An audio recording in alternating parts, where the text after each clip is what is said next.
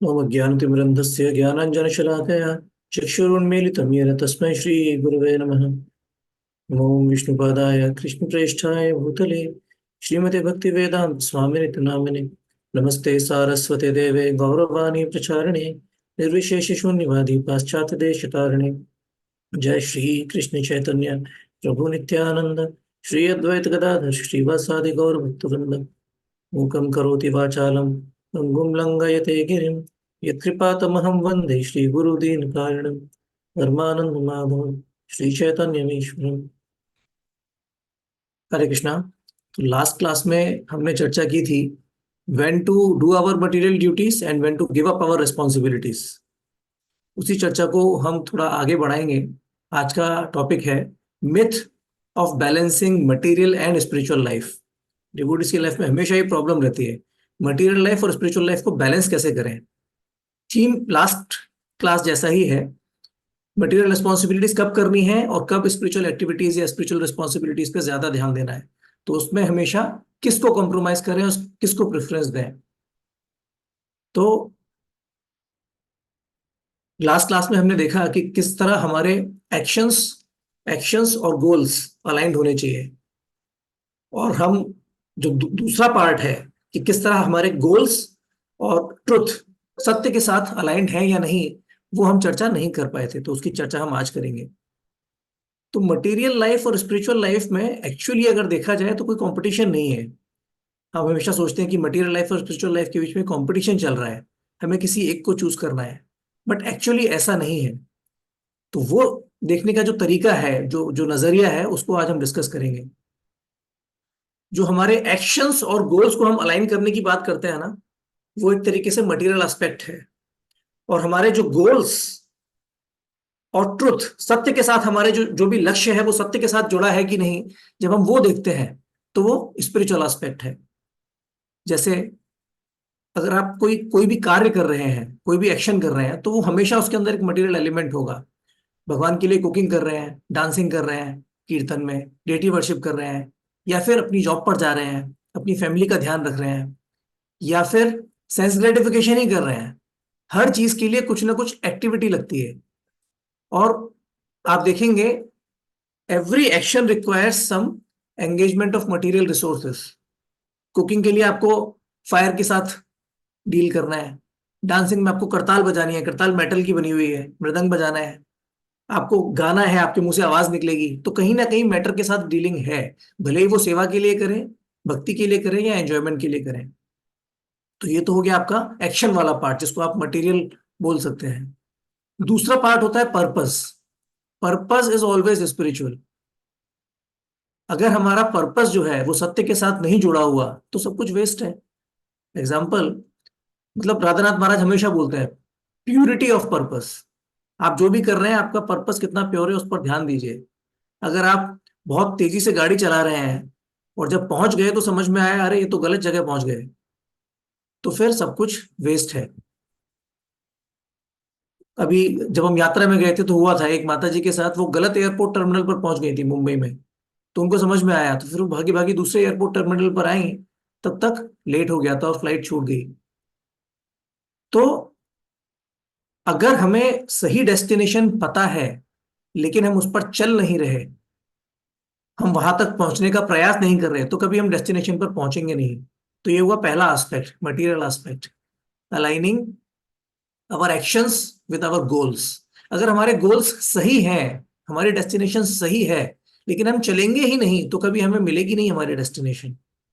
और दूसरा एस्पेक्ट है, अगर आप चलते ही रहेंगे लेकिन आपका जो डेस्टिनेशन है वो सही नहीं है, तो आप भटकते ही रहेंगे। आप कभी सही सही गंतव्य तक पहुंच ही नहीं सकते। क्यों? क्योंकि गंतव्य आपने सही रखा ही नहीं है, बस चले जा रहे हैं, चले जा रहे हैं पागलों की तरह से। तो इन दोनों चीजों के बीच में एक्चुअली कोई कंपटीशन नहीं है। आप जब कभी गाड़ी चलाते हैं कहीं जाने के लिए, तो पहले गूगल मैप पे डेस्टिनेशन सेट करते हैं ना, और डेस्टिनेशन सेट करने के बाद गाड़ी चलाना शुरू करते हैं। तो गाड़ी चलाने और गूगल मैप पे डेस्टिनेशन सेट करने के बीच में कैसा कंपटीशन? कोई कंपटीशन नहीं, अलग अलग चीजें हैं दोनों। लेकिन अगर आप ऑब्जेक्टिवली देखेंगे तो डेस्टिनेशन डालना वो ज्यादा इंपॉर्टेंट काम है। आप गाड़ी चलाने से पहले एक बार डिसाइड करते हैं, अच्छा जरा एड्रेस बताना, अच्छा गूगल मैप में डालना, गूगल मैप में वो एड्रेस डालेंगे, फिर आप गाड़ी चलाना स्टार्ट करेंगे। और एक बार आपने गाड़ी चलाना स्टार्ट कर दिया तो दोनों चीजें पैरेलली चलती हैं। आप गूगल मैप में देखते रहते हैं और गाड़ी चलाते रहते हैं। जब भी कोई टर्न आता है तो देखते हैं ये वाला टर्न लेना है कि अगला टर्न लेना है। तो नजर हमेशा डेस्टिनेशन पे रहती है और पैर हमेशा एक्सेलरेटर पे रहता है, गाड़ी चलती रहती है। ऐसा नहीं है कि बस डेस्टिनेशन के बारे में देखे जा रहे हैं फोन पर, हाँ ये डेस्टिनेशन है, ये डेस्टिनेशन है, और गाड़ी बंद करके साइड से पार्क कर दी। या फिर गाड़ी चलाए जा रहे हैं, ठीक है ना, अभी देखेंगे, देख लिया ना अब डेस्टिनेशन किधर है, अभी 1 घंटे बाद देखेंगे गूगल मैप को, नहीं। कॉन्स्टेंटली गूगल मैप देखते रहते हैं और कॉन्स्टेंटली गाड़ी चलती रहती है। माम अनुस्मर युध्य च। माम अनुस्मर मतलब किस लिए लड़ रहे हो उसका ध्यान रखो, पर्पस का ध्यान रखो, मेरे बारे में हमेशा याद करते रहो। थोड़ा सा भी ध्यान हटा तो एक हमारा टर्न मिस हो जाता है। रास्ता सही है लेकिन गूगल मैप बोला राइट टर्न लीजिए, आपने ध्यान ही नहीं दिया, आगे बढ़ गए, तो फिर क्या होगा, आगे जाकर यू टर्न लेकर आना पड़ेगा। डेस्टिनेशन पर ध्यान हमेशा रखना पड़ेगा, थोड़ा सा ध्यान भटका तो गड़बड़ हो जाएगी और एक्स्ट्रा मेहनत करनी पड़ेगी। लेकिन अगर हम, मैंने पहले भी इस पर चर्चा की है, भावना का स्तर या क्रिया का स्तर, प्लेटफॉर्म ऑफ एक्शन और प्लेटफॉर्म ऑफ कॉन्शियसनेस। अगर प्लेटफॉर्म ऑफ एक्शन पर बात करें तो सो कॉल्ड मटेरियल और स्पिरिचुअल एक्टिविटीज, मैं मटेरियल लाइफ और स्पिरिचुअल लाइफ में बैलेंस करने की बात नहीं कर रहा, लेकिन मटेरियल एक्टिविटी और स्पिरिचुअल एक्टिविटी के बीच में हमें हमेशा बैलेंस करना पड़ता है। अभी आपको सुबह उठने में लेट हो गया, तो अब मैं जपा करूं या ऑफिस जाऊं, ये डिसीजन तो हमको लेना ही पड़ेगा। लेकिन अगर हमारा स्पिरिचुअल पर्पस स्ट्रांग है, प्यूरिटी ऑफ पर्पस जिसकी हम बात कर रहे हैं वो स्ट्रांग है, तब हमें समझ में आएगा कि हमें क्या करना है, बैठ के जपा करना है या ऑफिस जाना है। जैसे गूगल मैप कई बार दो रास्ते दिखाता है, एक रास्ते पे किलोमीटर कम लगेंगे लेकिन टाइम ज्यादा लगेगा, दूसरे रास्ते में किलोमीटर ज्यादा है लेकिन टाइम कम लगेगा, फास्ट है। तो हमें देखना पड़ेगा, या तो हम खर्चा देखेंगे, पेट्रोल किस में ज्यादा लग रहा है, या फिर समय देखेंगे, हमें चूज करना पड़ेगा। तो उसी तरह हमें चूज करना पड़ता है कई बार, सो कॉल्ड स्पिरिचुअल एक्टिविटी या मटेरियल एक्टिविटी में। अभी मेरा ऑफिस का काम पेंडिंग है, वो करूं या बैठकर भागवतम पढूं, क्या करूं। पर्पस हमेशा स्पिरिचुअल होना चाहिए। और अगर भावना के स्तर पर बात करें, कॉन्शियसनेस के स्तर पर बात करें, तो there is no question of balancing material desire and spiritual desire. Material desire को पूरी तरह खत्म करना है, अन्य अभिलाषिता शून्यम। अन्य अभिलाषिता, जो भी कोई अन्य अभिलाषा है, अन्य अभिलाषा मतलब भगवान की सेवा या भगवान की भक्ति के अलावा कोई भी अन्य अभिलाषा, मतलब एंजॉयमेंट की जो भी डिजायर है, जो भी अभिलाषा है, उसको शून्य करना है, वहां कोई बैलेंस का स्कोप ही नहीं है। Material desire versus spiritual desire में मटेरियल डिजायर को खत्म करना है। या फिर अगर खत्म नहीं हो पा रही तो उसको थोड़ा बहुत एंजॉय करना है, हेल्पलेसली। जैसे आनंद रंधावा प्रभु बोलते हैं, कुत्ता जब बहुत भौंकता है तो उसको 2 रोटी डाल देते हैं, 1 रोटी डाल देते हैं, चल तू अभी चुप रहे। कुत्ते के साथ, गली के कुत्ते के साथ खेलना हमारे जीवन का लक्ष्य नहीं है। अगर वो परेशान कर रहा है तो 1 रोटी डाल के उसको चुप करा सकते हैं, तो उसको रोटी खिलाना हमारे जीवन का लक्ष्य नहीं है, उसको चुप कराना हमारे जीवन का लक्ष्य है, ताकि वो हमें परेशान ना करे। और उसका अल्टीमेट गोल क्या है, सारी अभिलाषा जो कृष्ण भक्ति से जुड़ी हुई नहीं है, वो सारी अभिलाषाएं, सारे डिजायर्स खत्म हो जाए। लाइफ एक ट्रेजर हंट की तरह है। कभी आपने ट्रेजर हंट में पार्ट लिया हो तो हमें क्लूज दिए जाते हैं और एक ट्रेजर ढूंढना होता है। तो हम सब एक ट्रेजर हंट में पार्ट ले रहे हैं और ट्रेजर ढूंढ रहे हैं। क्या है treasure? Ultimate happiness. Krishna book में एक प्रीफेस से पहले फ्रॉम एप्पल करके लिखा हुआ आता है, और उसमें जॉर्ज हैरिसन बोलते हैं, everyone is looking for Krishna, some don't realise that they are, but they are. हर कोई कृष्ण को खोज रहा है, कुछ लोगों को पता नहीं है बट वो भी कृष्ण को ही खोज रहे हैं। तो हम सब ब्लिस ढूंढ रहे हैं, आनंद ढूंढ रहे हैं। और वो आनंद क्या है? वो आनंद है कृष्णा, सच्चिद आनंद। अभी किसी को पता है, किसी को नहीं पता, लेकिन सब ढूंढ तो कृष्ण को ही रहे हैं। जब मिल जाएंगे तब समझ में आएगा, अरे मैं कृष्णा को ढूंढ रहा था। राधानाथ महाराज की योर जर्नी होम बुक के अंदर राधानाथ महाराज ने जब पहली बार कृष्णा की डेटीज देखे तो उनको, उनके पास एक पेंटिंग थी ड्राइंग थी वो, बहुत एक पिक्चर थी, बहुत पहले ही उनको मिल गई थी। तो जब देखा कि ये कृष्णा है, तब समझ में आया, अरे ये तो मेरे पास बहुत पहले से थी, ये है कृष्णा, ये ड्राइंग तो मेरे पास बहुत पहले से थी। तो उसी तरह जब हमें कृष्ण मिलेंगे तब हमें समझ में आएगा, अरे इन्हीं को तो मैं ढूंढ रहा था, जो पता नहीं था मैं इनको ढूंढ रहा हूँ।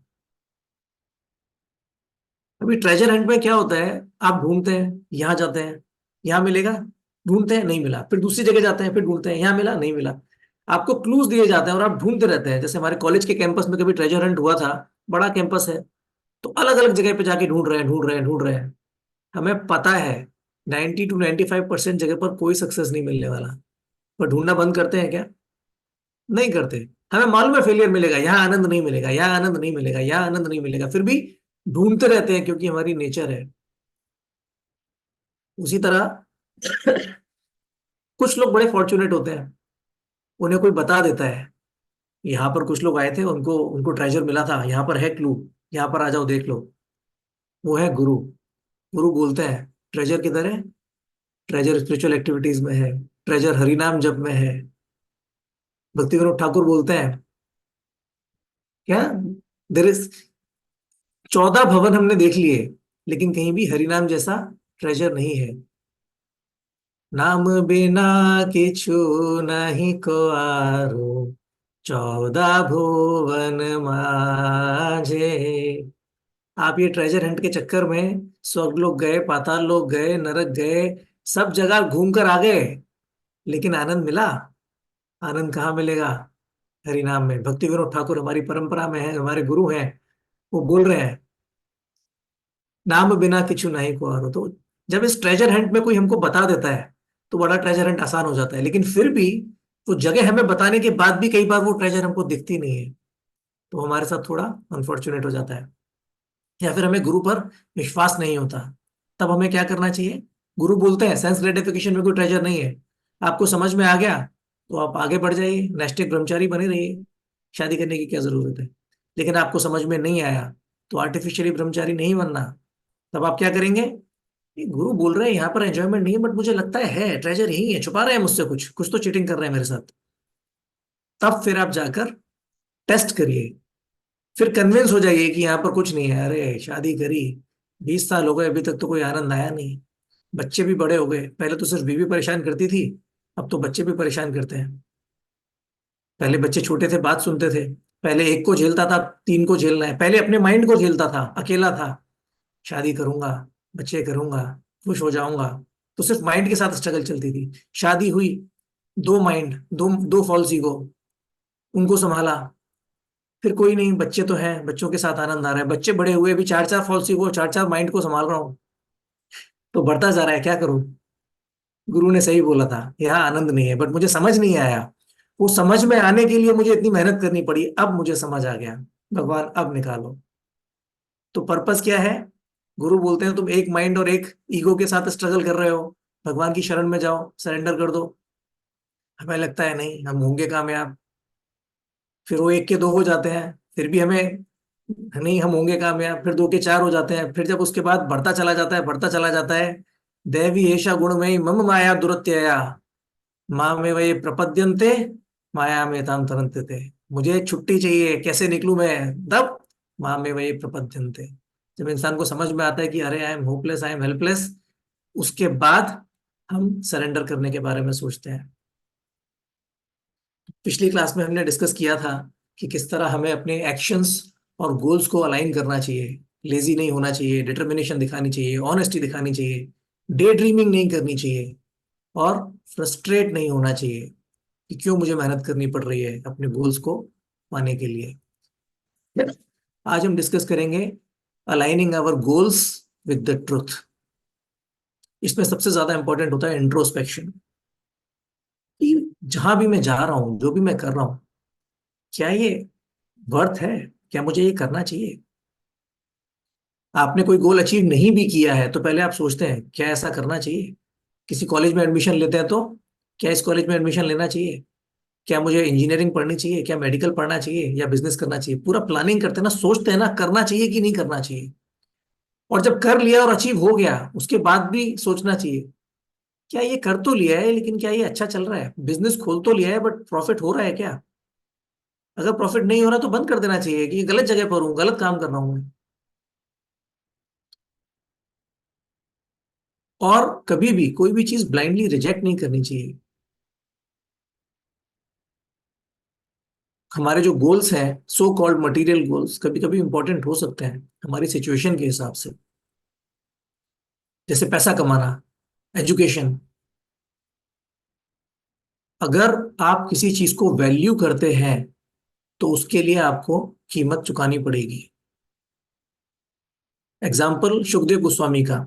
सुखदेव गोस्वामी निर्वस्त्र घूम रहे थे, और लोग उन पर थूक रहे हैं, बच्चे उनका मजाक उड़ा रहे हैं, लेडीज हंस रही हैं उनके ऊपर, और उनके ऊपर उल्टी सीधी चीजें फेंक रहे हैं, इंसल्ट कर रहे हैं, लेकिन उनको फर्क नहीं पड़ता। उस चीज की वैल्यू नहीं करते। बच्चों को मेरा आदर करना चाहिए, लोगों को मुझसे अच्छे से बात करनी चाहिए, मुझे रेस्पेक्ट मिलना चाहिए, रिकॉग्निशन मिलना चाहिए। इन सब चीजों की वो वैल्यू नहीं करते, तो फिर उनको फर्क नहीं पड़ता। वो प्राइस देने के लिए तैयार नहीं है, क्योंकि वो वैल्यू नहीं करते इस सब मटेरियल चीज को। लेकिन हम वैल्यू करते हैं। तो हम अगर इस तरह बिहेव करना शुरू करेंगे, और कोई हमारे साथ थोड़ा कुछ ऊंचा नीचा बोल देगा, तो हमें तकलीफ होगी, फिर हम परेशान हो जाएंगे। तो हम उस स्तर पर नहीं है। हमें जिस चीज की वैल्यू है उस चीज का प्राइस देना पड़ेगा। अगर हमें चाहिए थोड़ा रेस्पेक्ट, नेम फेम, और हमारा मन वहां फंसा हुआ है, तो हमें इस तरह बिहेव करना चाहिए ताकि वो हमें रेस्पेक्ट मिले, हमारा मन परेशान ना हो। अगर हमें मटेरियल प्रॉस्पेरिटी चाहिए और हमारा मन वहां फंसा हुआ है, तो हमें अपनी जॉब पर ध्यान देना पड़ेगा। वरना क्या होगा? गुरु बोलेंगे सब बेकार है, छोड़ दो। हम सब बेकार छोड़ देंगे, और फिर उसके बाद जब भजन करने बैठेंगे तो चैंटिंग में किस चीज का ख्याल आता है? अभी हम अभी हम जपा स्टार्ट करेंगे 15 मिनट के बाद, हम अपने आप अपने जपा में झांक कर देख सकते हैं हम क्या सोच रहे हैं।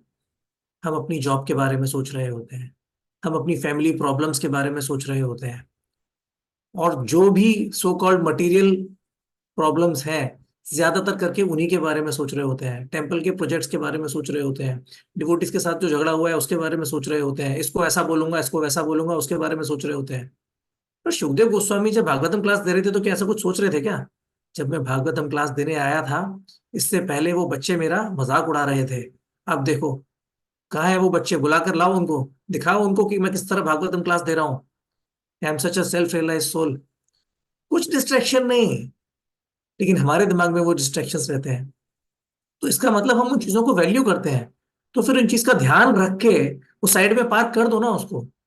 जॉब के बारे में चैंटिंग के टाइम सोच सोच रहे हैं, पहले से ही अपना काम निपटा कर साइड से रखो, टेंशन को निपटाओ, फिर उसके बाद अच्छे से जपा करो। या जपा के समय अगर नींद आ रही है, तो पहले अच्छे से नींद ले लो। सुखदेव गोस्वामी तो 7 दिन तक नहीं सोए थे, उनको तो नींद ही नहीं आई। तो उनको सोने की जरूरत नहीं है, लेकिन हमें सोने की जरूरत है, क्योंकि हमारी चैंटिंग डिस्टर्ब हो जाएगी। अगर हम 1 घंटा कम सोएंगे, तो रात में 7 घंटे नहीं सोए, 6 घंटे सोए, या 6 घंटे नहीं सोए, 5 घंटे सोए, तो हमारी तो चैंटिंग डिस्टर्ब हो जाएगी। तो हमें उस चीज का ध्यान रखना पड़ेगा। अगर हमें किसी चीज से फर्क पड़ता है, तो हमें उसका ध्यान रखना पड़ेगा। आर्टिफिशियली हम ये नहीं बोल सकते कि मुझे फर्क नहीं पड़ता, क्योंकि फर्क तो पड़ता है भाई। फिर आर्टिफिशियली हमें कुछ भी छोड़ना नहीं चाहिए। अभी इसमें एक और चीज इंपॉर्टेंट है। जिस तरह हम बोलते हैं 4 स्टेजेस ऑफ, 4 ऑर्डर्स हैं, ब्रह्मचर्य, गृहस्थ, वानप्रस्थ, सन्यासी।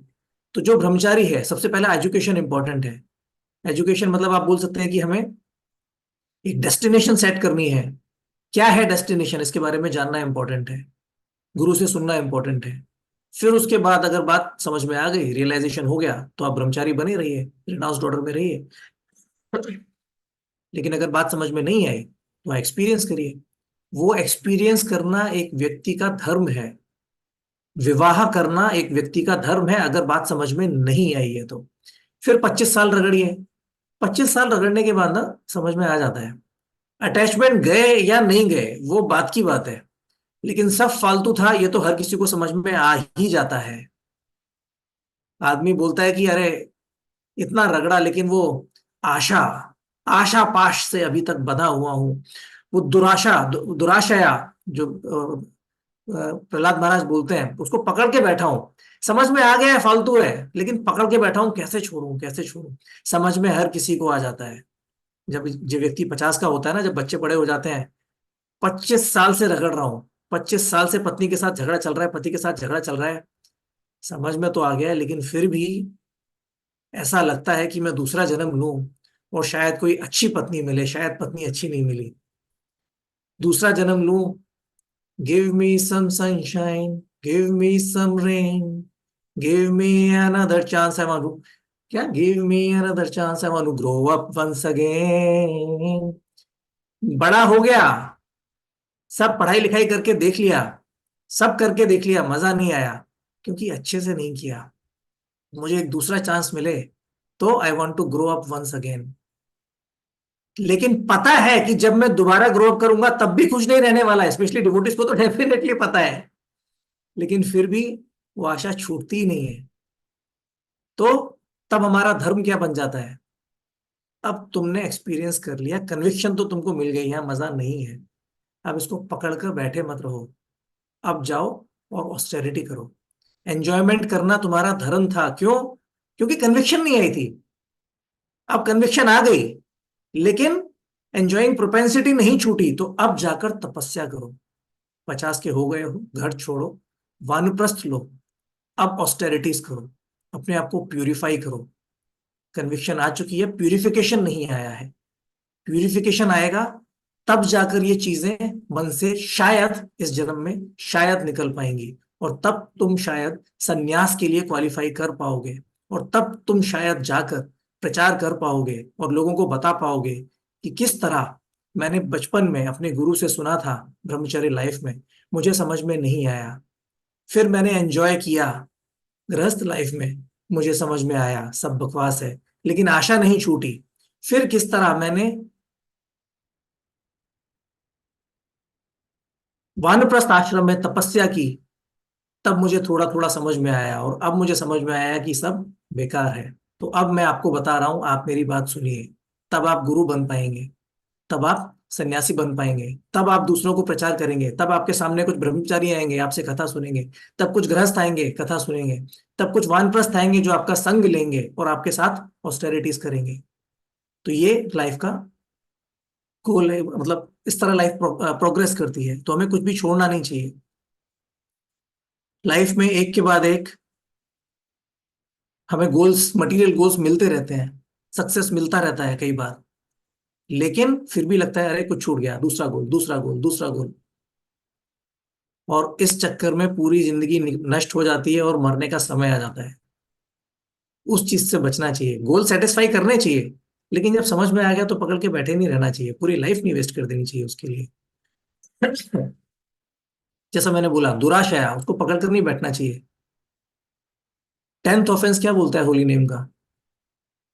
To not have complete faith in the chanting of the holy name and to maintain material attachments even after understanding so many instructions on this matter.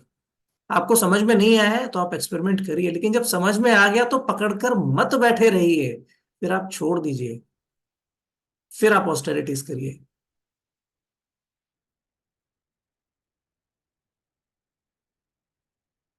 जब तक समझ में नहीं आया तब तक पाने का प्रयास करना है, जब समझ में आ गया तो फिर छोड़ देना है। एग्जाम्पल, दशरथ और धृतराष्ट्र। दशरथ को समझ में आ गया अब मैं बूढ़ा हो रहा हूं, तो जैसे ही उनको समझ में आया कि मैं बूढ़ा हो रहा हूं, मेरी स्पिरिचुअल लाइफ का क्या, तो उन्होंने उसी समय डिसाइड कर लिया कि नहीं, अभी समय कम बचा है शायद, मुझे नहीं पता मैं कब चला जाऊंगा, अब मुझे अपना जो राज्य है वो राम को देकर चले जाना है, समय आ गया है। और धृतराष्ट्र, उनकी तो कोई क्वालिफिकेशन ही नहीं थी, उनको तो दिखता ही नहीं था, मटेरियली भी नहीं दिखता था, स्पिरिचुअली भी नहीं दिखता था, सही गलत में कुछ समझ में ही नहीं आता था, लेकिन गद्दी कभी नहीं छोड़ी, पकड़कर बैठे रहे। उन्हें पता था मेरे बच्चे अधर्म पर चल रहे हैं, बट मैं क्या करूं, दुर्योधन तो मेरी बात ही नहीं सुनता, क्या करें प्रभु जी, नींद ही नहीं खुलती सुबह तो, क्या करें प्रभु जी, बच्चे सुनते ही नहीं है, क्या करें प्रभु जी। वो धृतराष्ट्र का वही था, क्योंकि पकड़ कर बैठना है तो एक्सक्यूजेस, क्या करूं, बात ही नहीं सुनता, अरे तुम राजा हो, बात कैसे नहीं सुनेगा? विदुर ने क्या बोला, मार दो इसको, निकाल दो उसको घर से। तुम राजा हो, निकाल सकते हो दुर्योधन को घर से? तो जब बात समझ में आती है तो फिर हम डिटर्मिनेशन के साथ एक्शन ले सकते हैं, लेकिन धृत, धृत मीन्स डिटर्मिनेशन, धृतराष्ट्र के अंदर बहुत ज्यादा डिटर्मिनेशन थी। अगर आप बोल रहे हैं डिटर्मिनेशन नहीं थी तो उसके नाम में ही धृत है, लेकिन धृत किस चीज के लिए? राष्ट्र के लिए। Determination to enjoy, determination to keep holding on to our attachments, that is tenth offence. हमें महाराज दशरथ की तरह बनना चाहिए, धृतराष्ट्र की तरह नहीं बनना चाहिए। जब बात समझ में नहीं आई तो बात अलग है, आप भागिए, डिजायर पूरी करिए, लेकिन जब बात समझ में आ गई तब उसको पकड़ कर नहीं बैठना चाहिए। हाँ, हृदय दौर्बल्यम भी बोलते हैं उसको, हृदय की दुर्बलता को छोड़ देना चाहिए डिटर्मिनेशन के साथ। कभी कभी जो हमारे स्पिरिचुअल गोल्स होते हैं वो अनवर्दी लगते हैं, हमें लगता है कि, जिसे आनंद इंदान को मैंने बोला था, तीन कैटेगरी के डिवोटीज होते हैं। पहला, जिनको बहुत एंथुजियाज्म था, खत्म हो गया और चले गए वो। दूसरा, जिनका एंथुजियाज्म पीक पर है। तीसरा, जिनका एंथुजियाज्म धीरे धीरे कम हो रहा है। एक दूसरा तरीका है इसको देखने का। एक्चुअली वो एंथुजियाज्म क्या था? हम भक्ति में आए नए नए, हमें नेम फेम ग्लोरी मिला, पूजा लाभ प्रतिष्ठा मिली, अरे प्रभु जी, अरे प्रभु जी। तो हमें लगा अरे मैं बड़ी अच्छी भक्ति कर रहा हूँ। फिर डिवोटीज बोलते रहे, Prabhu ji so nice, what a wonderful class, what a wonderful japa, what a wonderful seva. Yes yes yes yes, devotees बोलते रहे, what a wonderful seva, what a wonderful devotion. हम सुनते रहे फिर, what a wonderful seva, what a wonderful seva. हाँ, तो मजा नहीं आया, क्योंकि उसमें पूजा लाभ प्रतिष्ठा को एंजॉय कर रहे थे, और पूजा लाभ प्रतिष्ठा तो हमारा सोल का नेचर है नहीं। तो धीरे धीरे सब कुछ शिथिल होने लगता है, ऐसा लगता है कि क्या कर रहा हूं मैं इधर। हाँ, लोग ग्लोरीफाई कर रहे हैं, बट ठीक है, क्या करूं उसका। लेकिन छोड़ भी नहीं सकते, छोड़ते हैं तो तकलीफ होती है। अभी जैसे 100% अटैचमेंट अटेंडेंस, मैं अपनी 100% अटेंडेंस से बहुत अटैच हूँ। प्रसाद प्रभु की 100 है, मेरी 100 है, कुछ और डिवोटीज की भी 100 है। तो स्टार्टिंग में बड़ा अच्छा लग रहा था, यात्रा के अंदर भी नहीं छोड़ा, 3 बजे उठकर किया, क्योंकि अटैचमेंट है। लेकिन समझ में आ रहा था कि ये थोड़ा मटेरियल एंगल है इसमें। तो अभी स्टार्टिंग में आनंद आता था, अभी इतना आनंद नहीं आता उस 100%, क्योंकि हाँ, इतने सारे हफ्ते हो गए, 100%, 100% ठीक है, कोई आनंद नहीं है, कोई एंथुसियाज्म नहीं है इसमें। लेकिन जिस दिन कम होगी उस दिन तकलीफ होगी। तो मटेरियल लाइफ में भी वैसा है, आनंद आनंद आनंद, फिर उसके बाद स्टेगनेंट हो जाती है। फिर जब कुछ चला जाता है तो तकलीफ होती है, आनंद नहीं है। लेकिन बैड हैबिट्स के साथ भी यही होता है, आपको स्मोकिंग की अगर हैबिट है तो स्मोकिंग करने में कोई आनंद नहीं आता, लेकिन नहीं की तो तकलीफ होती है। तो सेम चीज है, पूजा लाभ प्रतिष्ठा के साथ भी सेम चीज है। इसीलिए भक्ति में कई बार आनंद नहीं आता तो हमें अंदर टटोल कर देखना चाहिए कि आनंद क्यों नहीं आ रहा, कहीं मैं भक्ति के अंदर कुछ मटेरियल एस्पेक्ट तो नहीं ढूंढ रहा हूं। तब जब हम भक्ति में स्पिरिचुअल एस्पेक्ट को पकड़ कर बैठेंगे तब हर दिन आनंद आएगा, हर दिन लगेगा नया है, तब भक्ति बोरिंग नहीं लगेगी। मुझे जब मैं टेम्पल, कई बार हमें देखना चाहिए कि कहीं हम ऐसा तो नहीं कर रहे कि भक्ति से भागने के लिए अपनी रिस्पॉन्सिबिलिटीज कर रहे हैं। मुझे याद है जब मैं मंदिर में रहता था 15 साल पहले, तो मंदिर का एनवायरनमेंट बहुत इंटेंस होता है, तो कई बार सैटरडे को ऑफिस चला जाता था इस बहाने से कि मुझे ऑफिस में काम है। बट एक्चुअली मेरा पर्पस होता था मंदिर की जो इंटेंसिटी है उससे दूर भागना है। सुबह मंगल आरती, मॉर्निंग प्रोग्राम, फिर रात में मंदिर मंदिर मंदिर। तो कई बार हम अपनी रिस्पॉन्सिबिलिटीज करते हैं ताकि भक्ति से भाग जाए, और कई बार हम भक्ति करते हैं ताकि अपनी रिस्पॉन्सिबिलिटीज से भाग जाए। मैं अपने बेटे के साथ कई बार बहुत फिलोसॉफिकल डिस्कशन करता हूँ, बड़ा आनंद आता है। लेकिन वो जो फिलोसॉफिकल डिस्कशन है वो एक्चुअली क्या होता है, वो भक्ति के नाम पर, फिलोसॉफिकल डिस्कशन के नाम पर सेंस ग्रेटिफिकेशन होता है। और ये बात मुझे भी समझ में आती है, मेरे बेटे कार्तिक को भी समझ में आती है, और मेरी पत्नी को भी समझ में आती है। और वो बड़ा चिढ़ती है, तुम लोग इतना टाइम वेस्ट कर रहे हो। अभी ये डिस्कशन के बाद ना कार्तिक सबसे ज्यादा चिढ़ेगा, क्योंकि तुम लोग टाइम वेस्ट कर रहे हो। कार्तिक को अपना होमवर्क करना है, तुमको भी अपना काम करना है, लेकिन तुम यहाँ बैठकर फिलोसॉफिकल डिस्कशन के नाम पे मस्ती कर रहे हो। लेकिन हमें समझ में आता है, लेकिन फिर भी हेल्पलेसली वो फिलोसॉफिकल डिस्कशन का सेंस ग्रेटिफिकेशन करते रहते हैं हम। और फिर एक दूसरे को बोलते हैं, देखो हम सेंस ग्रेटिफिकेशन कर रहे हैं, एक बाल की खाल निकाल रहे हैं, फिलोसफी भागवतम में ये, भागवतम में वो, ये ऐसा होता है, ये वैसा होता है, डिस्कशन करने में लगे हुए हैं, लेकिन पर्पस गलत है।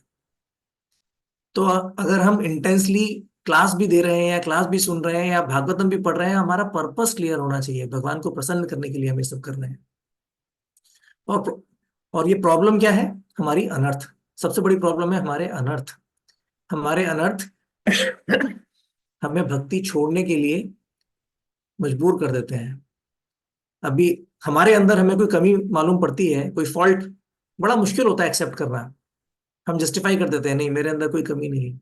लेकिन किसी व्यक्ति को हमें थोड़ी घृणा है, उसके अंदर हमें कोई कमी दिखती है तो हम बोलते हैं, आहा देखा, प्रॉब्लम है इसके साथ, मैं बोल ही रहा था, मैं बोल नहीं रहा था, मैं चाहता था कि मुझे कुछ कमी ढूंढने को मिले और मिल गई, तो अब मैं सेलिब्रेट कर रहा हूँ। हमारा मन हमें हमेशा एक्सक्यूज देने के लिए तैयार है कि क्यों भक्ति छोड़ देनी चाहिए। भक्ति के लिए थोड़ी सी भी प्रॉब्लम आई, मैंने बोला था ना काम नहीं करती भक्ति, लाइफ वेस्ट कर रहे हो तुम, छोड़ दो भक्ति। लेकिन सेंस ग्रेटिफिकेशन के लिए माइंड माइंड क्या बोलता है? Don't worry, it will work, होगा, हम होंगे कामयाब, हम होंगे कामयाब। भक्ति के लिए नहीं बोलता हम होंगे कामयाब, सेंस ग्रेटिफिकेशन के लिए लाइफ आफ्टर लाइफ हमारा मन बोलता रहता है होंगे कामयाब। भक्ति में जरा सी प्रॉब्लम आती है तो छोड़ दो, लेकिन सेंस ग्रेटिफिकेशन में कितनी भी प्रॉब्लम आ जाए मन कभी नहीं बोलेगा छोड़ दो, क्योंकि मन वहां फंसा हुआ है, एक बायस है हमारे मन में। वो बायस क्या है?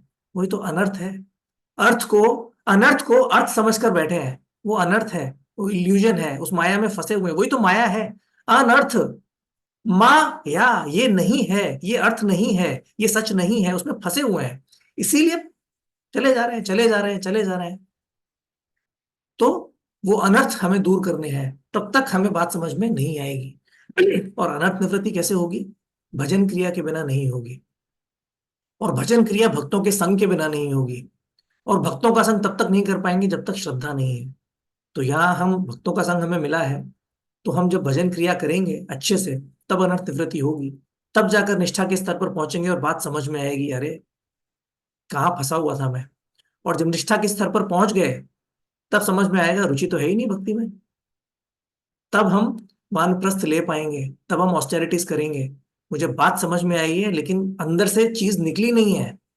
तब जब हम अच्छे से ऑस्टेरिटी करेंगे और अच्छे से और अच्छे से जपा को पकड़कर बैठे रहेंगे, बात तो समझ में आ गई, अनर्थ निकल गए, लेकिन रुचि नहीं आई है, तब जाकर निष्ठा के बाद रुचि, आसक्ति, भाव और प्रेम आएगा।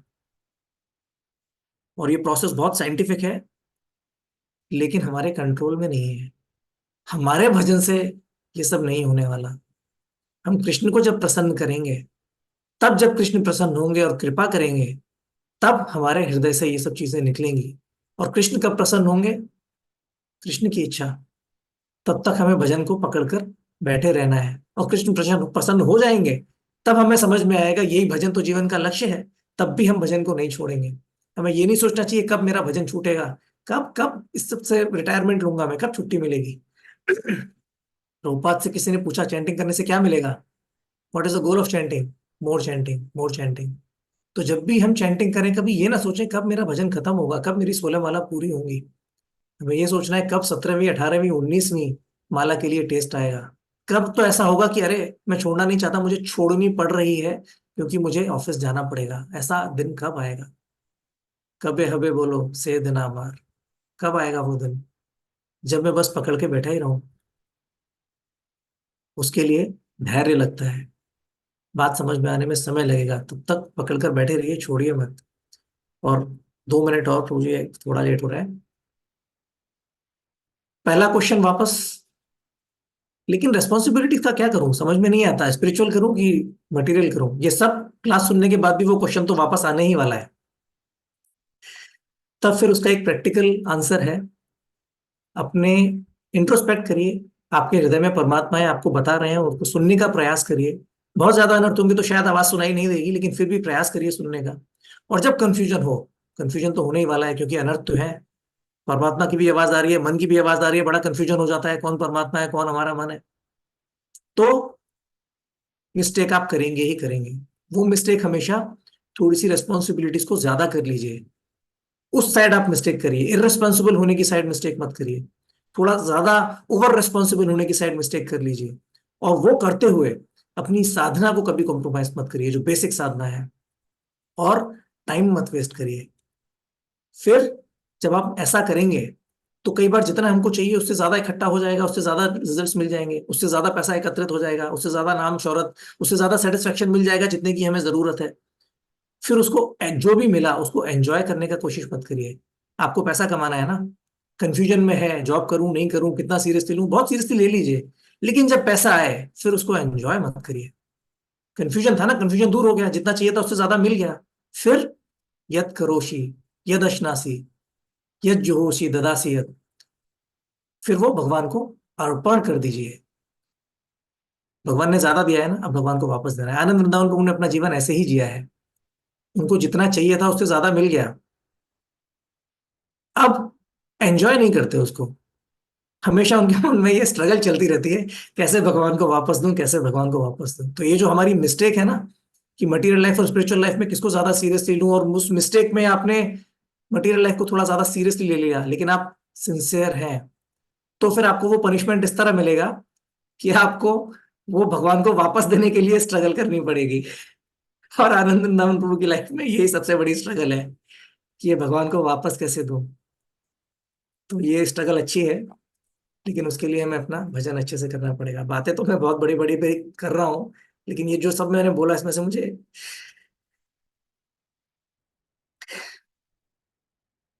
मुझे, शायद कुछ भी समझ नहीं आया है। मेरे लिए प्रार्थना करिए। मैं भी आप सबके लिए प्रार्थना करता हूँ, आप सब मिलकर आज के 32 माला करेंगे। हरे कृष्णा।